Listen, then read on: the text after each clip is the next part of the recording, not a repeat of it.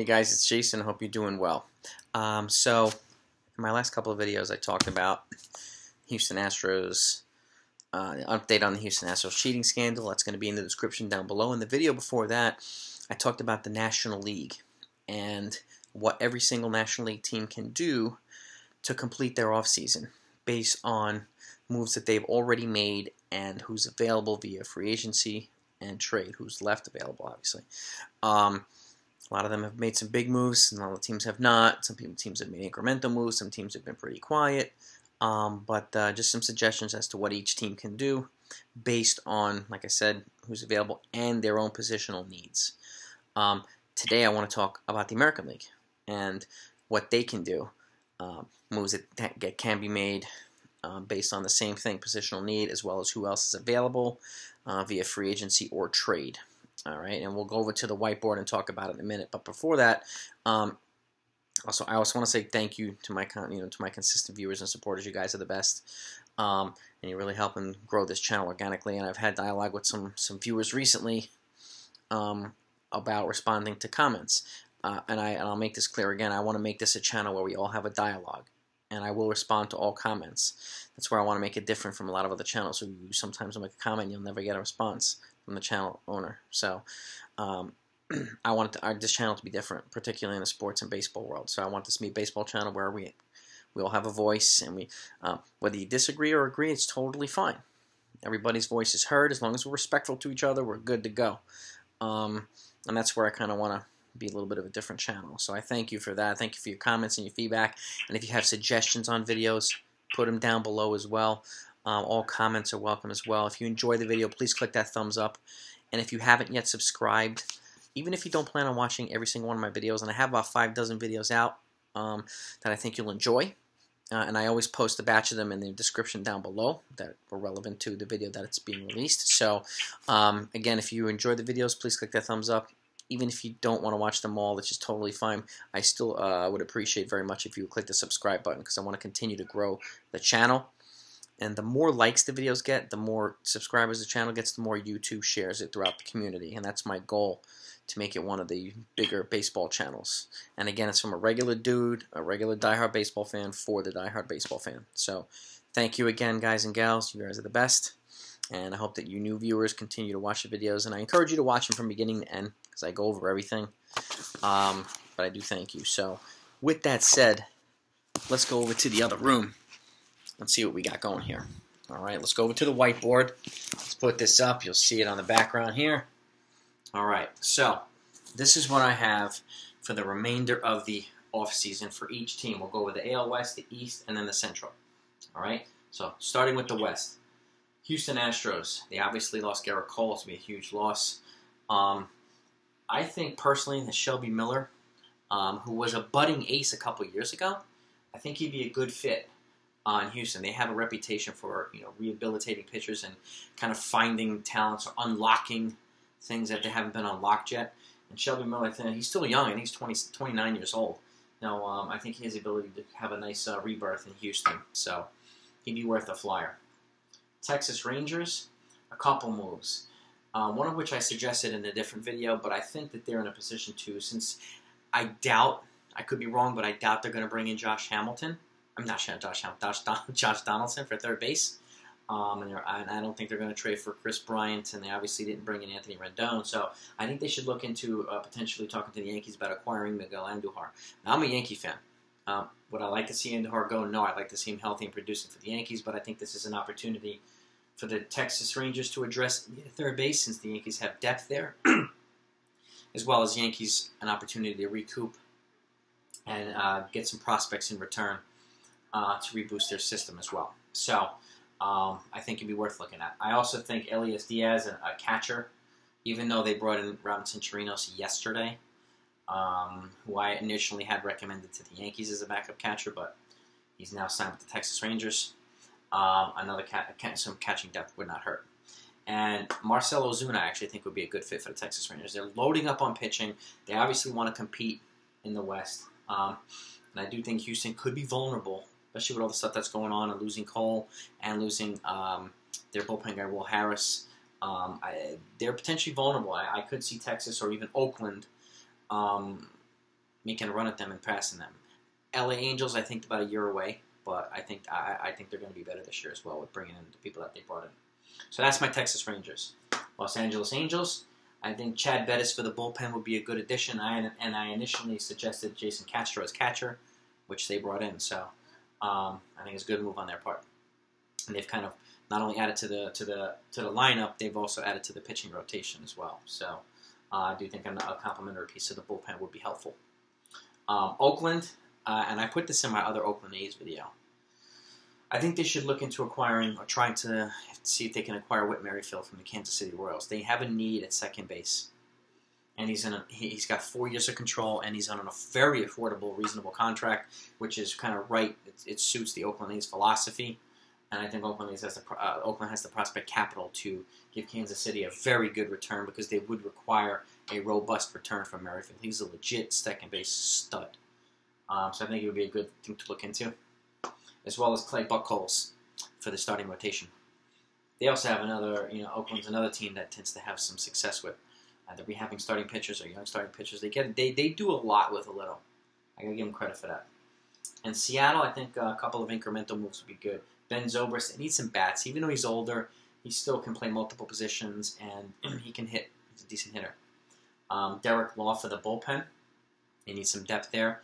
And Ivan Nova, who's a starter who's come back from Tommy John surgery, and he's throwing innings. He's a guy that can go out and throw 170, 180 innings, and some pitching depth would be good in Seattle. So I think they're kind of a gradually rebuilding team right now. So and I think they're a couple of years away from contending. So some incremental pieces would be good for them.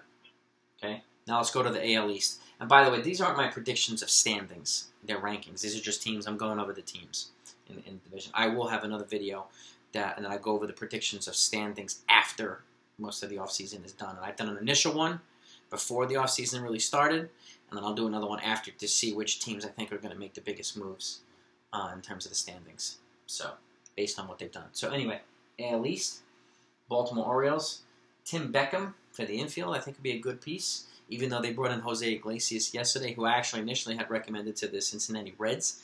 They brought in Iglesias, but I think Beckham, they needed several players. So, especially since they lost Villar and to the Marlins, Jonathan Villar. And Trevor Cahill, another starting pitcher. They need some depth in starting pitching, especially since they lost Dylan Bundy. So, Tampa Bay Rays, perennial playoff team. They're going to be good again. Their pitching's getting better, and their younger guys are kind of coming up in the rotation, and they have a strong bullpen. So I think Eduardo Nunez, who's kind of an all-around utility player, would be a good fit for them. And J.R. Murphy as a backup catcher to give them some depth as well. I think both of them would be useful players for Tampa Bay. Toronto, Hunter Pence would be a good fit as an outfielder / DH, another bat there. He's just a good blue-collar, all-around baseball player. Okay. Billy Hamilton, I think, would be a great fit. Not only can he cover a lot of ground and run down line drives and fly balls, but he's a guy that can hit something in the gap and turn a single into a double or double into a triple, or sometimes a single into a triple. He's so fast, and the way that the ball moves on the turf in Toronto, I think he would be a perfect fit there. And he's still young. And Jeremy Jeffress for the bullpen. Maybe another bullpen piece in Toronto. Boston, David Phelps for the bullpen, I think would be a good bullpen piece. I initially had recommended Steve Cishek as well, but he signed with the Chicago White Sox yesterday, so the White Sox have had a pretty robust offseason. So Phelps and maybe another bullpen piece. And for the Yankees, I had made some changes here. Like I said, I had initially recommended Robinson Chirinos as backup catcher. He signed with the Texas Rangers. I also had Eric Thames there as a lefty infield option who can also play outfield and DH. He signed with the Nationals yesterday.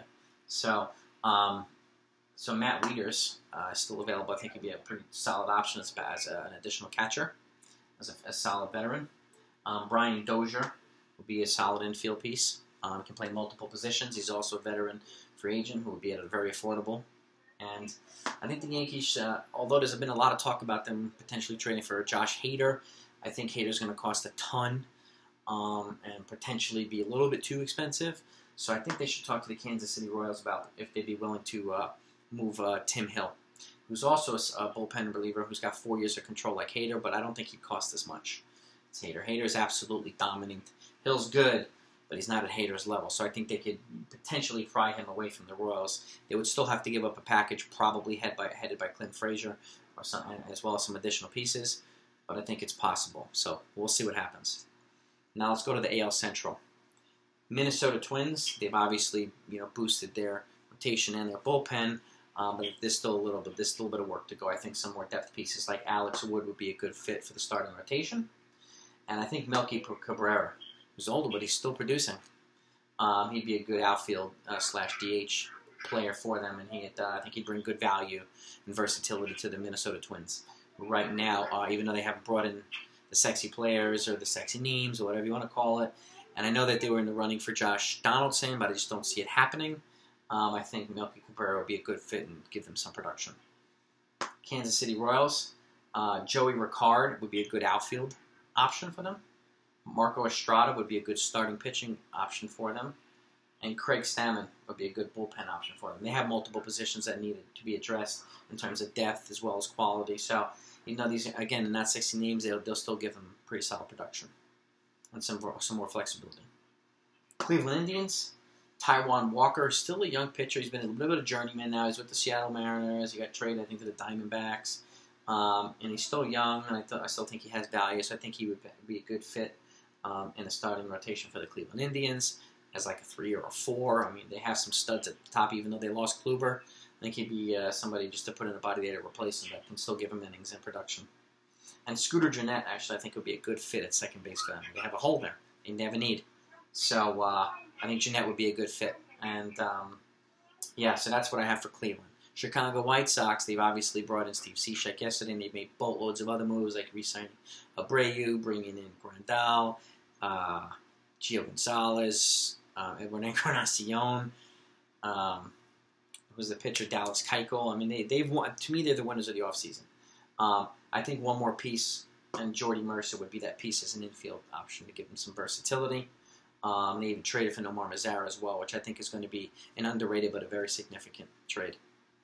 So kudos to the White Sox. And last but not least, the Detroit Tigers. I like Yasiel Puig for them, but that spacious outfield, I think not only can he bring value to the lineup because he can hit, but with that spacious outfield, he's got a bazooka. He can throw people out from the corner positions. And again, with an aging Miguel Cabrera and some other guys in the lineup, I think he'd be a good fit to give him some additional production. He'd fit in a lot of teams, but I think in terms of personality, he'd be a good fit there in Detroit. As well as Addison Russell. And Addison Russell has some baggage, obviously, with what's happened, but he's still young. I think he's 26 or 27. He was a pretty solid hitter, and I think he would be a good change of scenery guy. I think both of them would be good change of scenery guys. And as an infield option, Addison Russell would bring them production as well. And in Detroit, even though you'll get tough love, if you perform for them, you stay out of trouble, you do the right thing, they'll love you. So this is my list for the American League. Let me know what you think. Put some feedback and comments down below in the comments. Your dialogue is welcome. If you have any suggestions or different proposals, let me know what you think. I've got bold trade proposals and I got MLB free agent predictions, contract predictions. I'm going to put a bunch of them in the description down below for your enjoyment. Let me know what you think of them as well. If you have family or friends that are baseball fans, please share my channel and my videos with them. I like to know what they think. Again, I appreciate you watching. Keep an eye out for my next batch of videos. My next video, and I'm going to go to my little notebook here. I'll tell you exactly what my next video is going to be. After this, we're going to go over... I've already gone over the top 10 pitching rotations. We will go over... Excuse me for 1 second. Next thing is going to be my predictions for the Cy Young Award and my MVPs for 2020, both leagues. And the Dark Horse candidate. And that was a recommendation from a viewer. So... that'll be my next video that I post after this one. So I hope you enjoyed it. Again, click that thumbs up and click that subscribe button if you haven't yet done so. Have a great week. Enjoy great health and let's root for our teams. I'll talk to you next time.